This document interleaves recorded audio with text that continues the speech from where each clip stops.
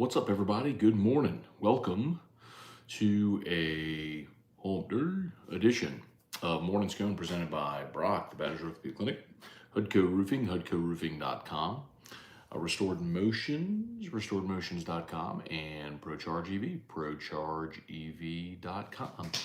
Yesterday, we were a few minutes late. Today, we're a few minutes early. Drew does go back to school tomorrow. So tomorrow we will be back on our very regular schedule of like 7:30 a.m. Central to 8 a.m. Central hard stop. So, but what a day it ended up being. Tuesday was the transfer portal deadline, and of course it was the first day after LSU's bowl game, so we were expecting the draft declarations and all that sort of stuff to start to happen. So Tuesday ended up being a very, very, very newsy day for LSU football. So let's kind of get into all of that, all the decisions that were made, why they were made, and what we can expect also moving forward here. So come on now.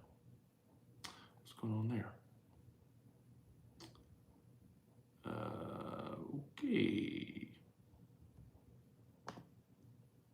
Come on now.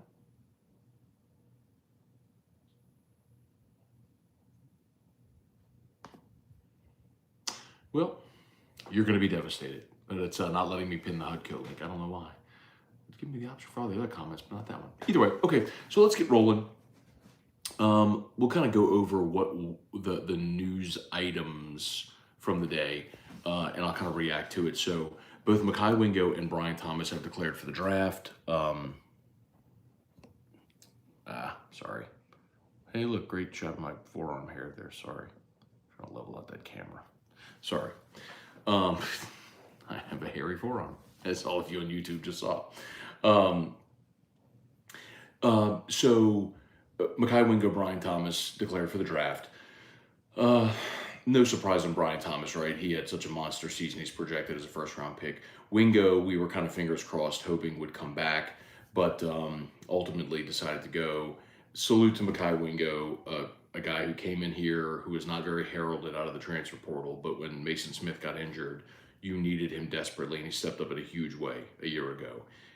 This year, played through an injury, came back after injury to play in a bowl game when most guys just opt out of bowl games to begin with, even if they're healthy. He came back from injury to play in a bowl game. So salute to Mekhi Wingo, a great Tiger. You wish him luck, but that does sting because your defensive line, now we're waiting on decisions from Mason Smith and Jacoby and Guillory. If Smith and Guillory leave as well, which I think there's probably a better chance that they leave than stay, but we're waiting on that decision. And things could change, but if Smith, Guillory, Wingo, and Jordan Jefferson's out of eligibility, that's your top four guys, all gone at defensive tackle. You would return Jalen Lee. Paris Shand played inside and out for you. And then you've got your signing class with Sean Washington, the JUCO, Demyron Johnson, and obviously you just got the 5-star from Acadiana, Dominic McKinley. But remember also, you lost Tyjee Hill, Fitzgerald West, Bryce Langston, all of your young depth all hit the portal. So losing Wingo, if you lose Smith and Guillory, you are in a desperate spot at defensive tackle. And, you know, we kind of categorize things as wants, needs, and musts as far as your roster. Defensive tackle, if with Wingo gone and Jefferson out of eligibility, if Smith and Guillory leave as well, defensive tackle becomes a total must in the spring portal cycle. You have got to go add somebody, like a body, just a physical body at defensive tackle who has played at the college level. So huge decisions ahead for Smith and Guillory. We'll see. The big portal day as well. So it started with Lance Hurd officially entering the transfer portal. I don't think that's any great surprise. The interesting thing for me, though, is how many people keep pushing back on me. And I'm telling you the story with Lance Hurd. This was an NIL thing. This wasn't people like, no, he wants to play left tackle. Yes, yes, he does, but not as much as he wanted his NIL price. And LSU wasn't going to pay it. And I don't blame them, by the way, because the dollar amount he wanted was absurd when next year he's likely going to be a backup. Because I think this also tells you that Garrett Dellinger, and Miles Frazier are likely coming back. Because if you were going to rely on Lance Hurd to be a starter for you next year, then I think you're more likely to step up and pay him what he's asking. But if he's going to be a backup again next year, it's an outrageous ask. So I always find it funny because I'm telling you the story and people push back on me. People have literally never had a conversation with a player, a coach, administrator ever who push back on me. And I'm like, no, I'm telling you the story. Like, this was an NIL deal for Lance Hurd. Yes, of course he wants to play left tackle, but not as much as he wanted his number. And somebody stepped up and gave him his number. And I think you can narrow down pretty quickly who that somebody or those somebodies are that were in the mix. So you lose Lance Hurd, but listen, if you get Frazier and Dellinger back, which I'm assuming you are, you return 4 of your 5 starting offensive linemen. I think you're great. I think for LSU, of course, you want Lance Hurd to stay, but if you want Lance Hurd to stay, it's so hard to justify spending for a backup when you don't have unlimited resources. So anyway, so Lance Hurd leaves. It's back-to-back years now. You've lost a 5-star from Louisiana. It was Walker Howard a year ago, and now it's Lance Hurd. And that's part of the perils of paying big-time prospects coming out of high school, because if they sit a year and don't play, then you could end up in this situation where you've paid them coming out of high school, which LSU did. LSU paid Lance Hurd, the collective, did an NIL deal with Lance Hurd coming out of high school, and it was a 6-figure deal. It was low 6 figures. The first number was a 1, but you did a deal with Lance Hurd coming out of high school, and you got nothing out of him for it. So, you continue to learn what the market is and will bear. Then there was other news. So Jaylen Brown, the wide receiver out of Miami, entered the portal, and that's disappointing, man, because he wears number 14, and he was really impressive in fall camp.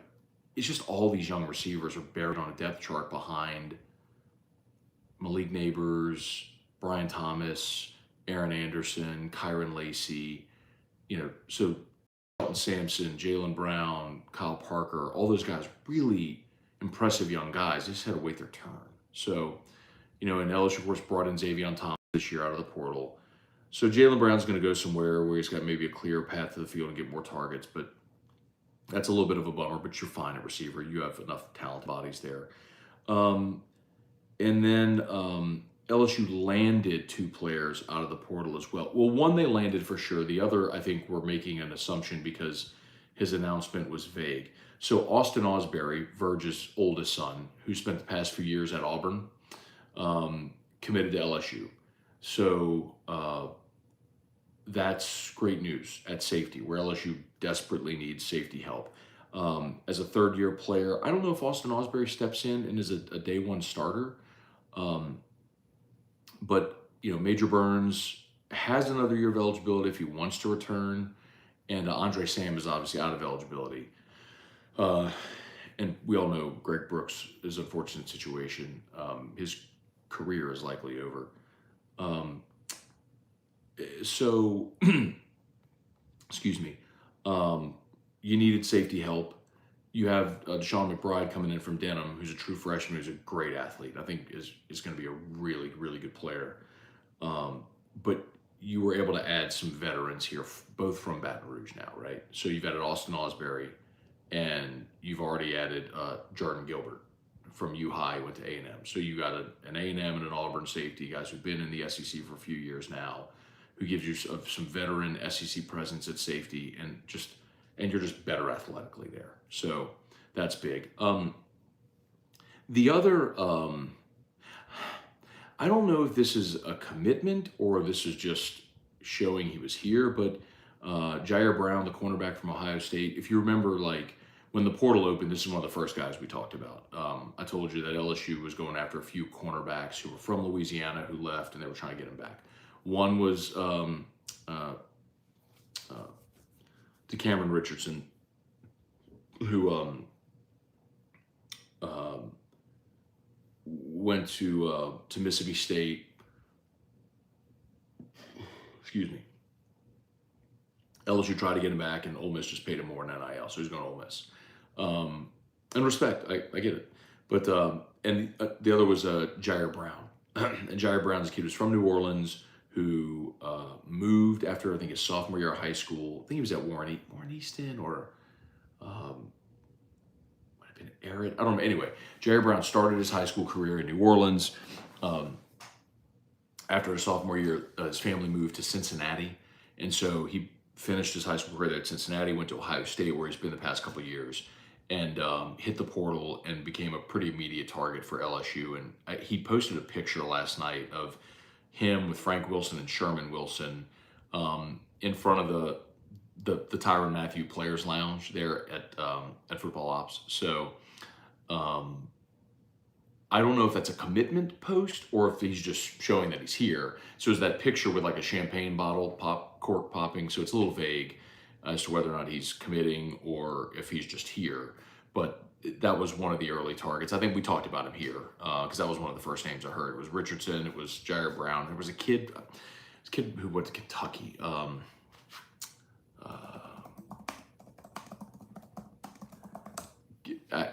trying to look. I don't remember his name. It's a kid who went to Kentucky. He was from Louisiana.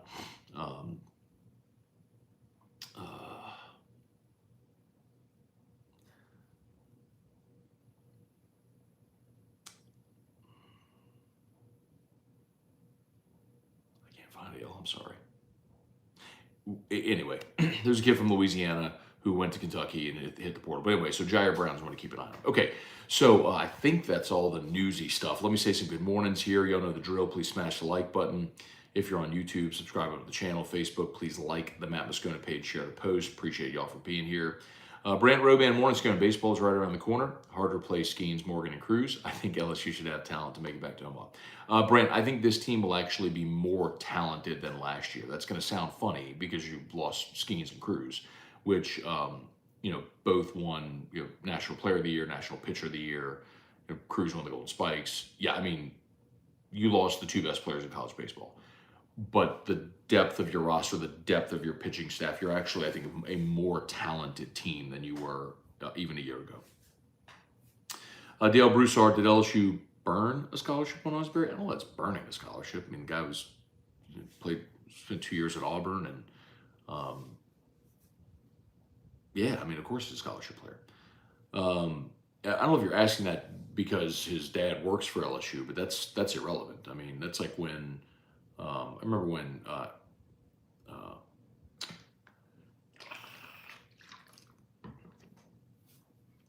when Aaron Moffitt signed with LSU, people were like, oh, his dad's Tommy Moffitt. He should just pay his way, save a scholarship. No, if you're a scholarship player, you get a scholarship. Kirk Taylor, who does LSU go after for defensive line coach? I know the name that everybody is asking about is Bo Davis, and it's a name that I know a lot of people internally are pushing for. Here's the big problem with Bo Davis. Bo Davis is making $1 million at Texas as the defensive line coach. $1 million as the defensive line coach. To get him away, you would have to pay him. The example is Cortez Hankton. Cortez Hankton was at Georgia making $550 as the receivers coach, passing game coordinator. LSU hired him, same title, receiving coach, passing game coordinator, and bumped him to like $850. He's the highest paid receiver coach in the country.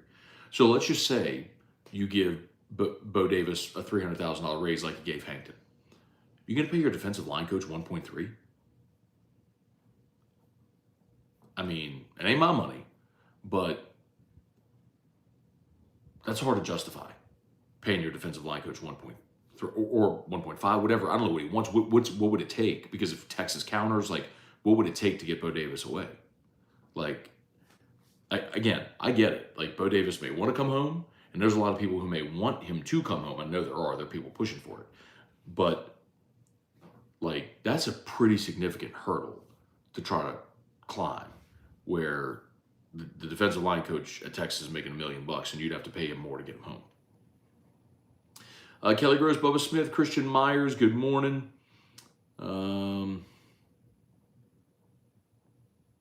Wish we could sign a class of some beasts like when we had Michael Brockers and all those guys.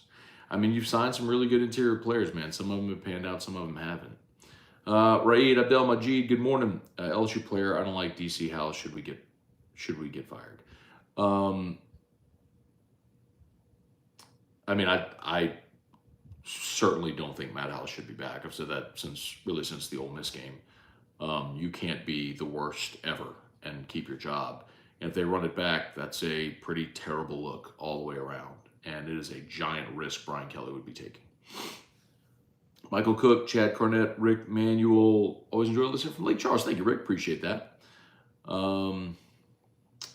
Kirk talking about Iowa's defensive line coach. I mean, look, so many of those coaching is so, the coaching profession is so incestuous, right? Like, it's who do you know, who did you coach with, who knows your school, all that sort of stuff. So, yeah, they'll figure it out. Wendell Norman, Jacob Thompson. Good morning, Matt. Like the take you did on Lance Hurd transferring on AFR. Uncle Scone calms everyone again. But I mean, I'll repeat it again for those that missed it. The Lance Hurd situation is an NIL deal. It's not that he wanted to play left tackle. It's yeah, I mean, that is true. Of course he wants to play left tackle, and of course he wants to start, but not as much as he wanted to get paid. So he had a big ask, and LSU wasn't willing to spend that, which tells me I think Garrett Dellinger and Miles Frazier are coming back because you're not going to spend that money on a backup. So you don't have unlimited resources. You have to be, think of it, I was thinking about this last night. Think of it almost like the NFL with the salary cap. Like, you don't have it's not baseball. It's not Major League Baseball. Like, you have and there is no salary cap in college football, I understand, but my point is you don't have infinite resources, right? You don't have a billionaire owner where if you're the Yankees or the Dodgers, you can spend whatever you want. My point is you have a finite amount of resources. So you have to decide how you're going to allocate your funds appropriately. And you have to do so in a responsible manner. Like, would you love for Lance Hurd to be back on your team? Absolutely, 100%, not even a question. He's a big physical kid. I think he's going to be a really good player. He's 5 stars from Louisiana, all those things. But you have to ask yourself the question, at what cost? Like, at what cost is it worth allocating funds to a player that's going to be a backup again? And then next year, are you right back here in the same situation where he wants even more? You know, I get it. Sometimes you just have to say, well, good luck to you. Brian Wynn, good morning. Jeff Hawk, good morning. Back on the road, Memphis bound. Hey, man, drive safely. LSU Daily's already live, Jeff. So if you want to plug in LSU Daily, you can get it there, man. Keep you company on your ride. Drive safe, man. Crawfish Etouffee, good morning. James McKinney, William Moore, Larry Garner, Gary Petrie, Heatman, J.O., good morning. Appreciate y'all for being with us here. Happy New Year, everybody. Bradlin Anderson, morning, Matt.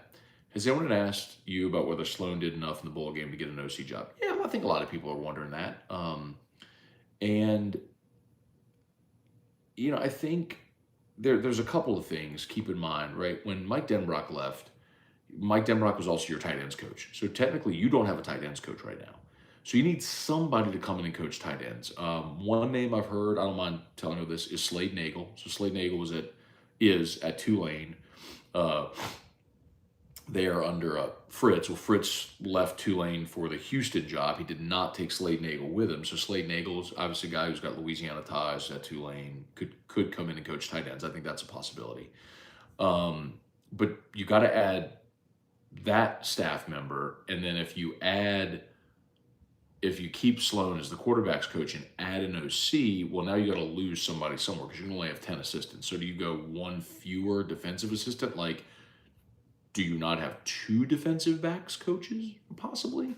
You know, the way that they shuffled everything last year, you know, they moved John Jancic, who had moved on field to coach the Jack, the outside linebackers, who's really a specialist when it comes to like linebacker edge rushers.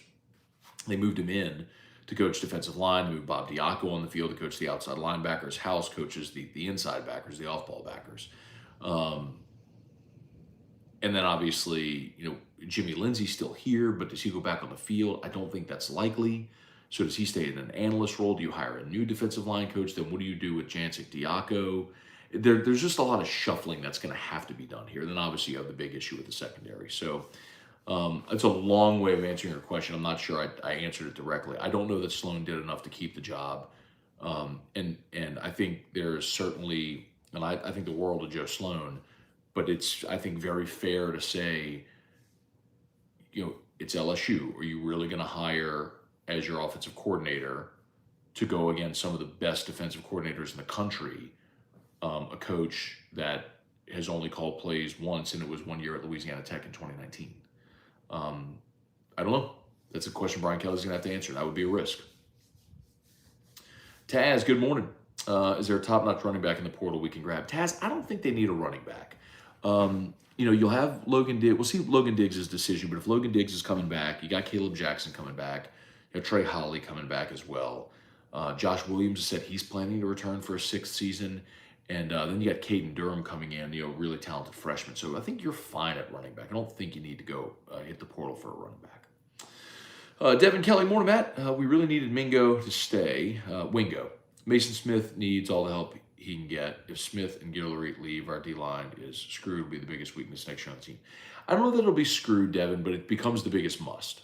Like you will have to go hit the portal in the spring portal cycle or now, if there's anybody there available who can help you. I mean, Walter Nolan from A&M would have been massive, but he's headed to Ole Miss. So, we'll wait and see decisions on Smith and Guillory. But yes, if with Wingo gone, Jefferson out of eligibility, if Smith and Guillory leave as well, that's your top 4 defensive tackles.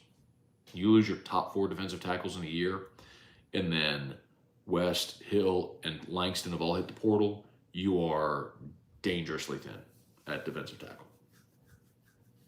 David Truding, good morning. Armstrong Grappling, bummed about Jaylen Brown.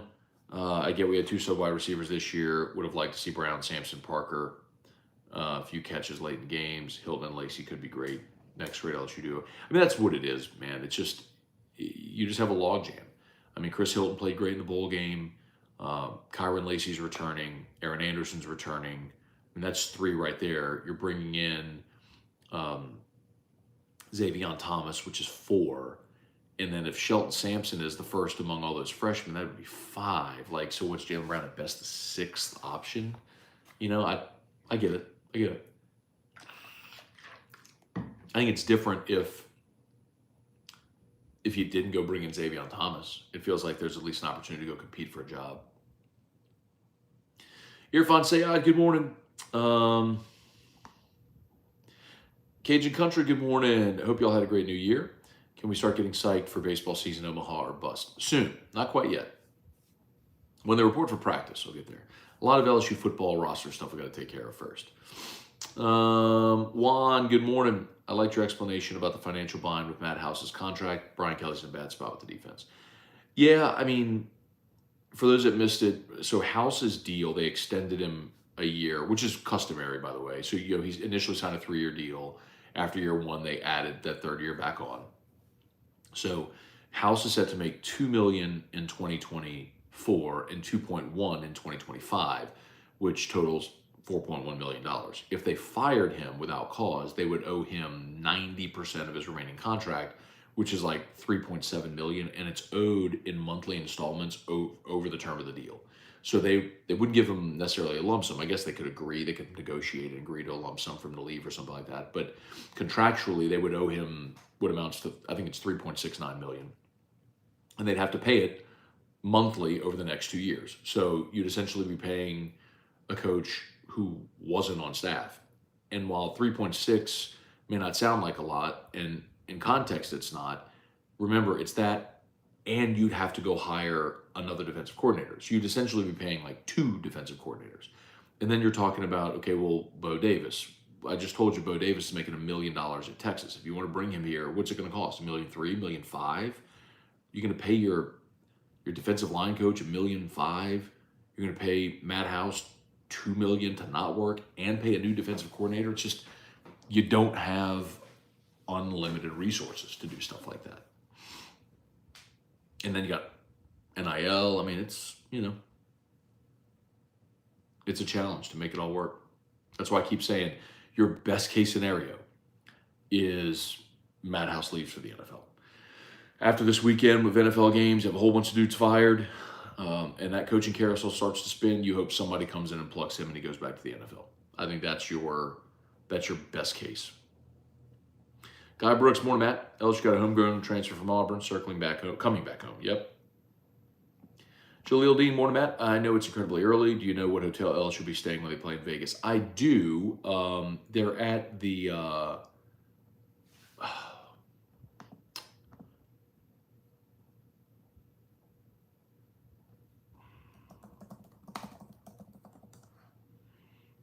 hang on, I'll tell you. Oh, Mandalay Bay. They're right across from Allegiant. It's Mandalay Bay and it's like two properties. It's Mandalay Bay and what's the other one called? Why am I blanking? Why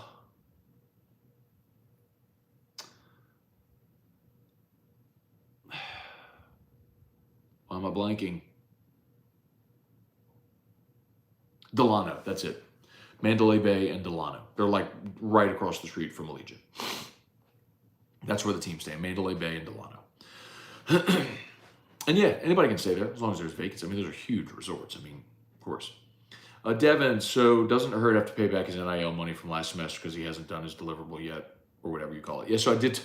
I can't remember if I talked about that, but yes, the way I think LSU's done a very smart thing in the way they've structured their NIL deals, which is if you haven't executed your deliverable, then you have to repay your money that you've received. So like they pay out, the collective pays out in monthly installments. So you don't get all of your money up front, like it's paid in monthly installments. So, and Lance Hurd, as I understand, has not done his deliverable yet. He's supposed to be doing like an autograph signing on January 28th or something like that. That's his deliverable. But anyway, but the real question, Devin, is like, if you're LSU, like, I don't know that you go after Lancer because first of all, he ain't got that money anymore. Like, do you want to have the reputation of being the school that goes after your athletes? Now, what would be interesting is could LSU go after the collective of the school wherever Lance Hurd signs and is like, hey, you have to, like, you owe us this money. I don't know.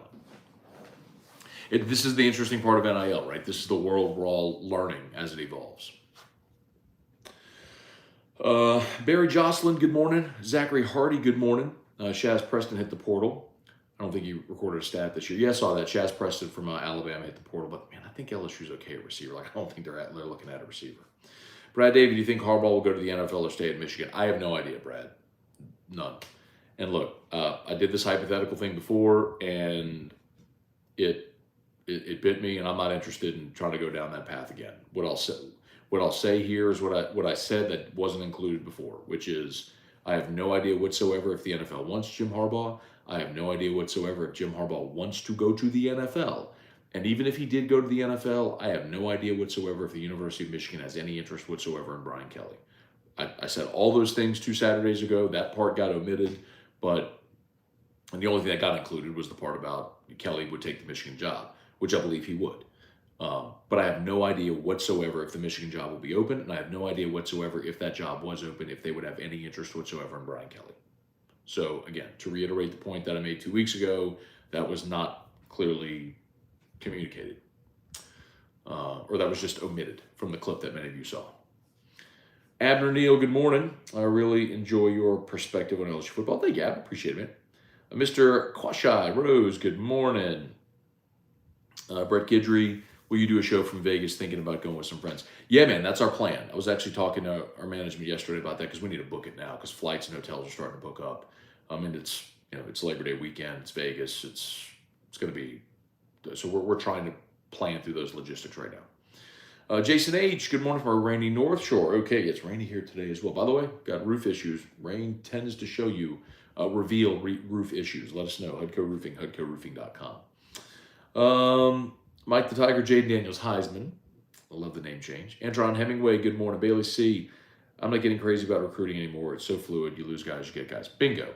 Bailey C., the other thing that I was thinking about this last night, the sheer hypocrisy of fans in one breath calling guys quitters or crapping on guys that enter the portal, and then in the very next breath celebrating guys they're getting out of the portal who basically quit or left the team they were at.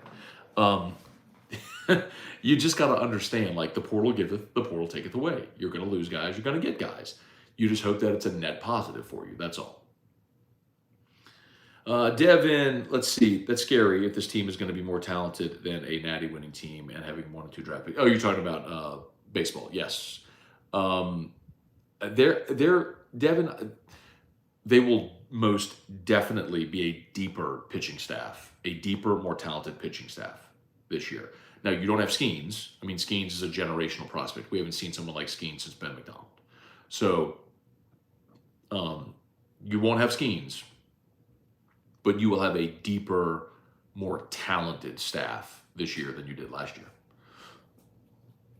Brett Guidry, happy to have AFR in Lafayette. Thanks so much, man. Big shout out, Delta Media and our friends at ESPN 1037 in Lafayette. Of course, 1041 in Lake Charles for picking up AFR. Love being in Acadiana. Shout out 337. Let's see. They're not paying no D-line coach $1 million plus. That would be dumb. No position coach deserves $1 million a year. That's coordinator money. But Devin, it's funny because there was a time when paying coordinators $1 million was thought to be wild. It's like, that's head coach money. But everything evolves, right? Inflation's real. And we will get to the point where you have $1 million. I mean, look, you do now. Texas is paying, I think Texas has $7 million coaches on their staff. 7. Of the 10 full-time assistants and their head coach, I think 7 of them is what I read are making $1 million. We're heading there, bro. We're heading there to where you'll have $1 million assistants. I mean, you're almost there now. I mean, Frank and Cortez Hankton are both making over $800K. You're close. James Avery, Jesse Brown, Cajun Country. Come on, guys. Takes 2 seconds. Smash the like button. Thank you, dude. Appreciate that.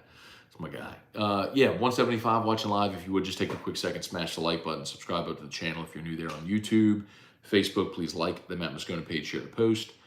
Bailey, I don't hate LSU. NIL, I hate that LSU sucks badly at it.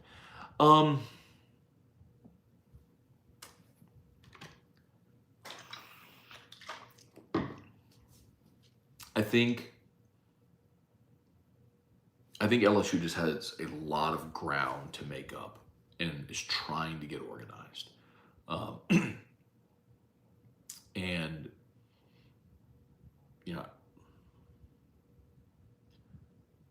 I hope it feels like they're headed in that direction. But I'll tell you, I think I mentioned this to you yesterday here. I'll say it again. Texas, for example. I was told Texas, the roster that they just had that played in the national in the playoff, they spent $12 million in NIL on that roster.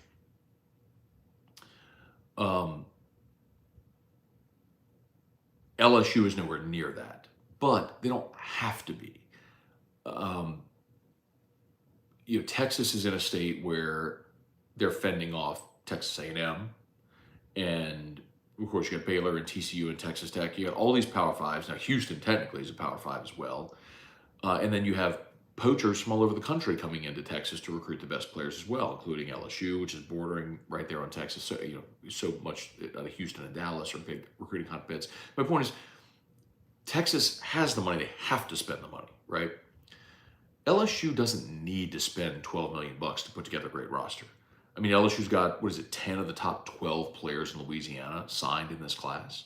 And it's an amazing class. You're number 5 in the country, 5 or 6 in the country right now. Because you focused so heavily on your state, which is the advantage I always talk about. The advantage is the dirt. Recruit Louisiana really well and you'll be okay. So while LSU is never going to spend the cumulative amount of money some of these other programs will. They just need to be fiscally responsible in the way they spend the money they have. And I think that's evidence in the Lance Hurd situation. It's like, would you love to keep Lance Hurd? Yes. But are you going to pay Lance Hurd, who you committed 6 figures to when he came out of high school? Are you going to pay him even more? And he wanted more. He wanted more. To be a 2-year backup? No. The answer is no. You're not. So you'd love to keep that kid here. Of course you would.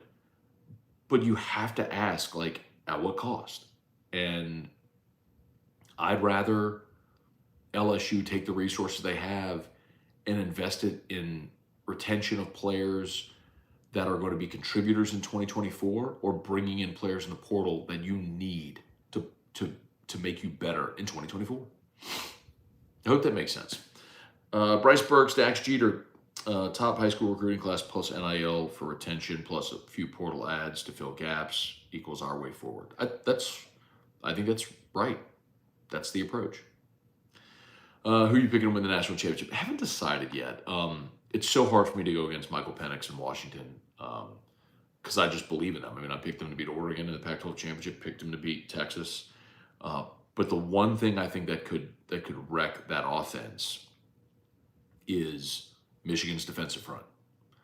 And if you're moving Michael Penix off his spot, if you're not giving him time to take those deep shots, then that's a problem for that offense. And I think Michigan's defensive front is good enough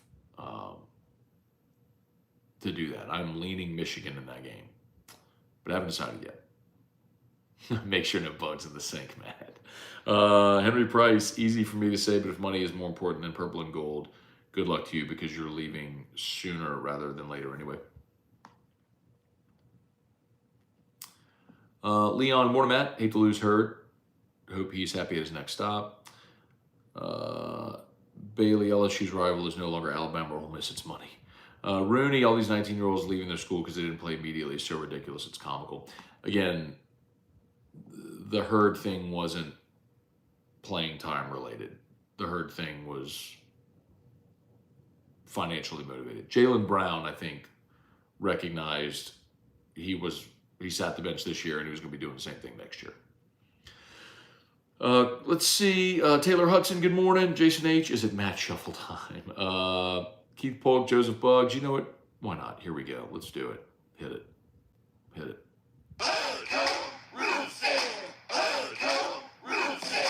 When you need a roof, call someone you know. My Scone, Ontario. All you need is Hudco. Call Hudco Roofing. 364. 1007.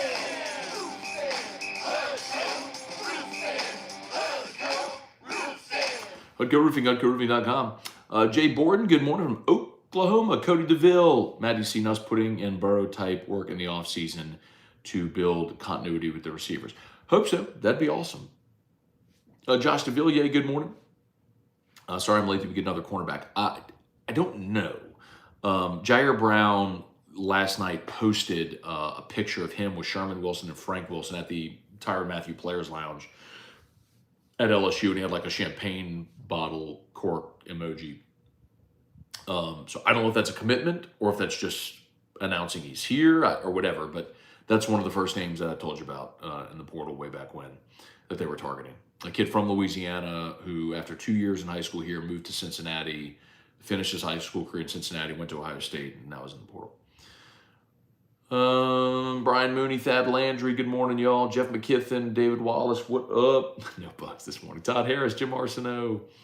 Saban's really good when he has better players in this competition, not so much when things are equal. Jim, I disagree flatly with that. I mean, he got this team with poor quarterback play and not as dominant on the defensive line into the college football playoff and took number 1 Michigan overtime. Saban is the greatest coach ever. Rocky Killian, good morning. We go after another defensive lineman now that Wingo is gone. If Mason Smith and Jacoby and Guillory leave, absolutely. Bill Cranford, if House decides he doesn't want to go back to the NFL, does he get another year? Defensive position coaches should all be chopping block too. Listen, Bill, I've told you for a while now, there will be at least minimum 2 defensive assistant changes. Minimum 2. As far as Matt House, it sure seems as of now like he would be back. Again, I'll continue to say the best path forward is someone in the NFL hires him. If that doesn't happen, I would hope that there's enough pressure put on Kelly to make a move. Because running this back with Matt House is, I know a lot of people point out, like Mekhi Wingo did that video where it was, kind of thinking everybody omitted Matt House. That wasn't by accident. I mean, you hear a lot of things around the program from players and coaches and all different types of stuff. And, I mean, the defensive performance on the field was what it was for a reason.